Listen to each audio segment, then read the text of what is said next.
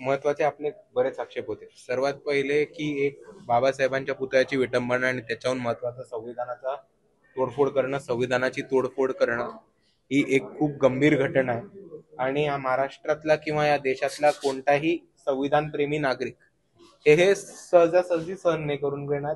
ही बात आपल्या सर्वांना समजून घ्यायला लागणार आहे। दुसऱ्या बाजूला पण एका संविधानशील पद्धतीने आंदोलन होतं आणि त्याच्यानंतर मोठं कॉम्बिंग ऑपरेशन होतं, ही एक मोठी गंभीर बाब आहे आणि याचा सरकारने जबाब दिला पाहिजे। कॉम्बिंग ऑपरेशन खूप सिरियस घटनांनंतर होतं, पण ते या घटनेत मी आता वर बोलताना तेच म्हणालेलो की हे जे कॉम्बिंग ऑपरेशन होतं त्याची ह्या घटनेनंतर गरज नव्हती, पण ते केलं। हे का केलं हे सरकारने आम्हाला सांगितलं पाहिजे। आणि दुसऱ्या बाजूला तुमच्याच माध्यमातून, मीडियाच्याच माध्यमातून मी महाराष्ट्राच्या आणि भारताच्या जनतेसमोर हे एक प्रश्न मांडतो की महाराष्ट्रात किंवा भारतात कितीतरी दंगली होतात, पण कॉम्बिंग ऑपरेशन कुठल्या घटनेनंतर केलं जातं हे आपण सर्वांनी समजून घेतलं पाहिजे।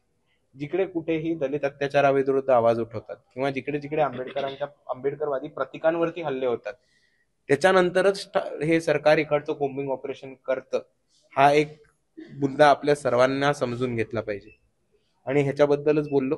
दुसऱ्या बाजूला जे निर्दोष लोकांवरती गुन्हे लागलेत, कितीतरी महिलांना अटक झाल्यात, कितीतरी तरुणांना हे त्यांच्यावर आयुष्य उद्ध्वस्त होऊ शकतं कारण त्यांच्यावरती महत्वाचे खटले लागलेत, गंभीर खटले लागलेत। ते मागे घेऊन तमाम निर्दोषांना सोडणं आणि त्यांची सुटका करणं याच्यासाठी आमची भेट घेतली होती। एबीपी माझा, उघडा डोळे बघा नीट।